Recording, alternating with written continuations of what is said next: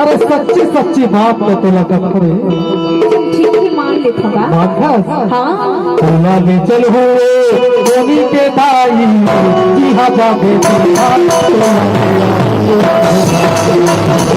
जिहा जागे जिहा तुला ले आओ